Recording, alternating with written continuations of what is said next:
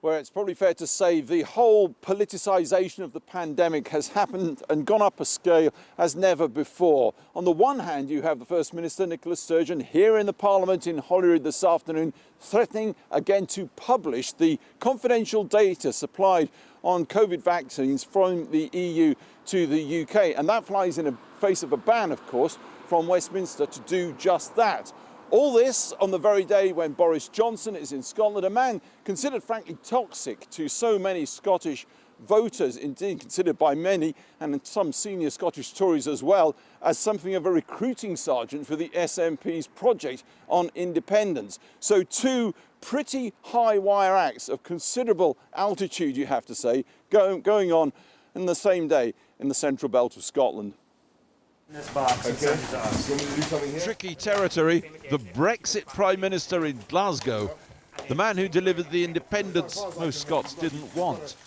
Now trying to stop the independence Scotland does want, if opinion polls are right. Today's tactic? Politicising the pandemic, instructing Scotland that COVID proves countries working in union will prevail. Okay. Look at what's going on here. We've got fantastic effort being made by Scottish scientists, by Scottish vaccination operation to protect the whole of the country. It's the whole of the country. That's what people want. You've got the British Army working to protect the whole of the country. And I think we should come together as a country, get through this pandemic and bounce back more strongly. And that's where our focus should be. Visiting vaccination facilities, UK troops helping roll out an English vaccine. You see? Number 10, saying the UK government furloughs around 1 million Scottish jobs. And England's NHS handled a third of Scottish ambulance call-outs last weekend. But it's icy at the Scottish Parliament. First Minister saying today she'll now publish secret statistics on EU vaccine supply to the UK, regardless of Westminster trying to stop her. So I've said to my officials, actually, regardless of what they say, I think we'll just go back to publishing the actual supply figures from next week so that we all have transparency. Holyrood also politicising the pandemic then, no doubt buoyed by pleasing mood music from the opinion polls. 20 opinion polls now show a solid trend here in favour of independence. And indeed, since the UK left the EU at the turn of the year, it's made no difference at all. The trend continues. Now, when it comes to handling the pandemic, well, there's no comfort there for Boris Johnson either, because the polls show the vast majority of Scots do think Nicola Sturgeon has handled it well, and they think Boris Johnson has handled it badly. Whatever Boris Johnson would like to be true, the brutal truth he has to recognise as a politician and try to deal with is that his government's successful pursuit of Brexit, that is the thing that at least has started the apparent rolling stone in favour of independence. In the shadow of Arthur's Seat in Edinburgh, the reception was mixed. He's the Prime Minister, so I suppose he's got to be seen to be doing what he's doing. So he's doing his job? He's doing his job. He shouldn't be travelling this far in a global pandemic. It shouldn't be? No. But he's the Prime Minister, he's got to be out and about, he's got to run the UK. But why can't he do it sitting at home like everyone else on Zoom? Nicola Sturgeon's definitely been leading Scotland. I feel, if anything, Boris Johnson has been sabotaging what she's been doing. He's not welcome here as far as I'm concerned. I would say he's the Prime Minister. He can do what he likes, really. Here we go. Downing Street insisted today's Central Belt tour from Glasgow to Livingston was a long-planned affair. Yesterday in Scotland, someone who knows a thing or two about such matters was left distinctly underwhelmed. if I were Boris Johnson, I'd be talking to Nicola Sturgeon in an online summit today about what we could do better. And if I were Nicola Sturgeon, I'd be wanting to talk to Boris Johnson about furlough, about employment, about what's going to happen to the economy as well as our health. And this is just not happening. It's a standoff, it's a political row, it's brinkmanship. It really isn't working. COVID certainly buys the UK government time. Nobody wants a referendum in a pandemic. But London will find it hard indeed to refuse Edinburgh a second referendum if the May Scottish election gives the SNP a renewed mandate. Alex Thompson reporting. Well, now let's go live straight to Westminster and our political editor, Gary Gibbon. Gary. You talk to strategists on the independence and the pro-union side, and they agree on one thing. In Scotland at the moment, voters committed to the union amount to about 40% of the electorate, committed to independence another 40%, and there are 20% who are in play for both sides potentially. Obviously, at the moment, according to all those polls, as Alex was quoting, that they're breaking for independence. But Michael Gove's been heard to say inside government that he thinks that vote is very soft and that those voters at the moment are expressing a preference, not a passion. Talk to strategists on the independence side and they say actually those voters, they've been looking at them very carefully as well, of course, or it's harder to do it during lockdown. They think they're on a journey and they're not actually going to turn back. The Tory strategy at the moment, you can see from the Prime Minister's words, you heard in Alex's report, is to say to Scotland, now is not the time for an independence referendum. And there are an awful lot of people in Scotland who'd say, if you mean now, right this minute, well, yeah, of course, there's a pandemic going on. But independence strategists say, if Boris Johnson carries on saying that again and again as the pandemic recedes into the distance, he's in danger of turning a debate about independence into a debate about democracy and feeding what he would see as the nationalist beast. There's another part of the Tory strategy which isn't decided on yet, and that's whether to make a new offer to Scotland. The sort of stuff that Gordon Brown was talking about there in Alex's report. Do you say let's improve the UK rather than break it up? That is a very live debate, as I understand it, inside government at the moment, but we won't be getting any clarity on it this side of the Holyrood elections. They want the Tory campaign there to focus on the idea of no early referendum. Just another word about those 20% who they're both sides playing for at the moment. There is one other bit of agreement between both sides on this. They tend to be made up of pretty socially liberal individuals. A lot of them would have voted Labour in 2017. And they, very interestingly, a lot of them say in focus groups they voted for the union in 2014 because they didn't want disruption, didn't want risk. And now a lot of those voters identify the 2016 Brexit referendum and Boris Johnson and his style of government as extremely risky operations. Gary Gibbon. Well, now, earlier I spoke to the Conservative MP, Alberto Costa.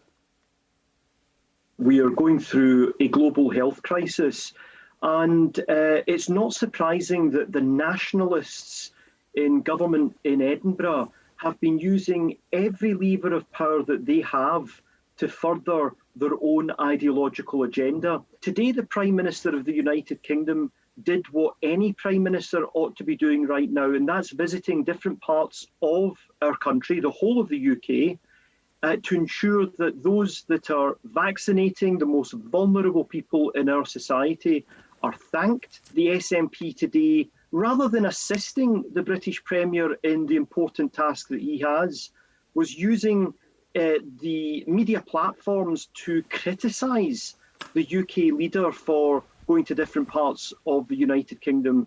Well, you could just as well argue that the Prime Minister's gone north to cement the union and there is a pandemic on. So, you could make the same argument. Yes, but if you did make that argument, and that's the argument that the separatists are making, that you would miss the point. We have developed a British vaccine, the Oxford AstraZeneca vaccine. It is a British vaccination programme that we're rolling out across the whole of our United Kingdom. And every resident of Britain has the right to know that the Conservative government is doing everything it can to ensure that we speedily vaccinate every citizen of the UK. One of the things he'll discover, of course, as he moves around, as you know very well, that the desire for independence has never known this volume of support, and it's growing all the time. And I think, John, is right that the United Kingdom government promote positively the benefits of what it means to be together as one sovereign country. And as I say, the vaccination itself is one great example of how the peoples of England, Scotland, Wales, Northern Ireland, acting together as one British society, are able to protect each other. And that's what this is all about. Mr. Costa, you are a lawyer. So I'm wondering what you would do as a lawyer if the SNP decide to have an unofficial referendum on whether there should be independence, because it would be of a grave embarrassment if they win it. Well, it wouldn't be a grave embarrassment. It would be against the law.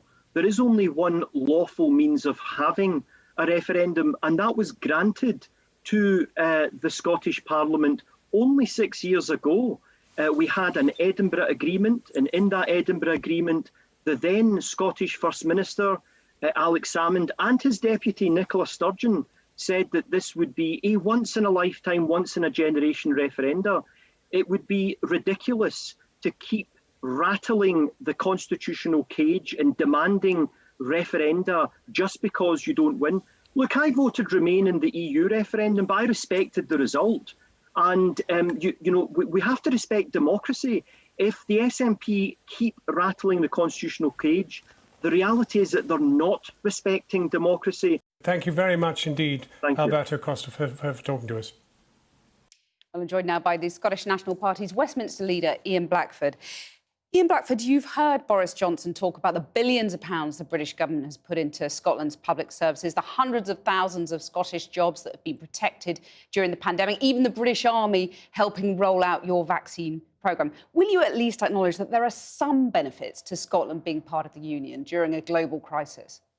You know, I have to say, Cathy, it's quite remarkable. We pay into the UK and we're supposed to be grateful when we get a share of these proceeds back. I mean, we've sought to work with the UK government over the course of the last year. We've highlighted the deficiencies in the support that's there, the 3 million people that haven't had support. We've asked for the £20 uplift to universal credit to be continued. We've asked for the furlough scheme to be continued.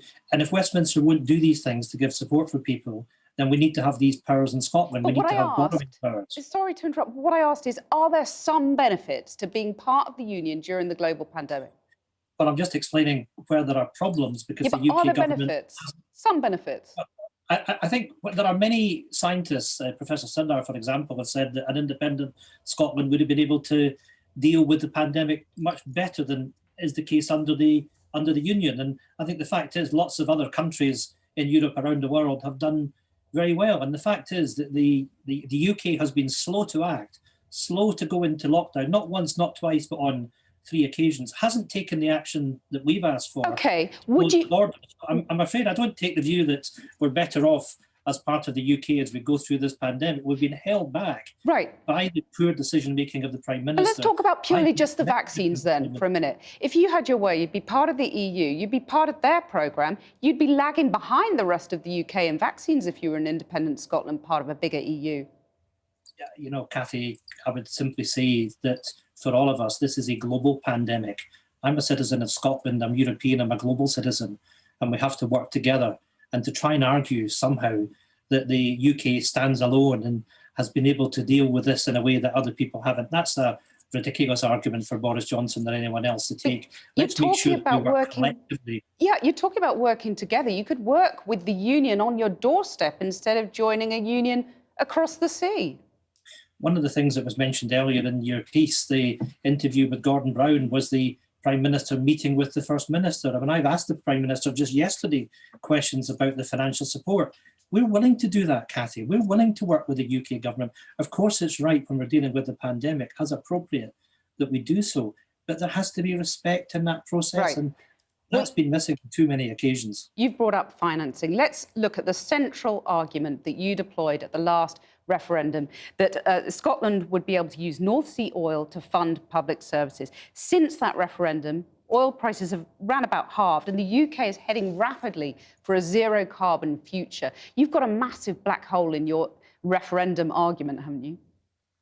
You know, Scotland's paid its way over the last few decades, and of course we're in a period of change. We're moving towards a greener future, and actually the fact of the matter is that our targets for climate change are more ambitious than the rest of the UK are. We want to take our responsibilities. We want to make sure that we deliver a fairer Scotland, a more prosperous Scotland, and a greener one as part of that. And I'm looking forward to having the debate with everyone in Scotland about the type of society, the type of country that we want to live in.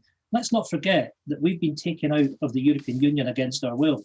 Our fishing industry up the west coast here has been shut down because of what Boris Johnson has done to us, dislocating us from our European markets. Okay. You know, people are not stupid. They recognise, like lots of small countries around the world, an independent Scotland would be a prosperous, independent country. OK, I'll have to get an answer on the oil prices another time. Ian Blackford, thanks very much for joining us.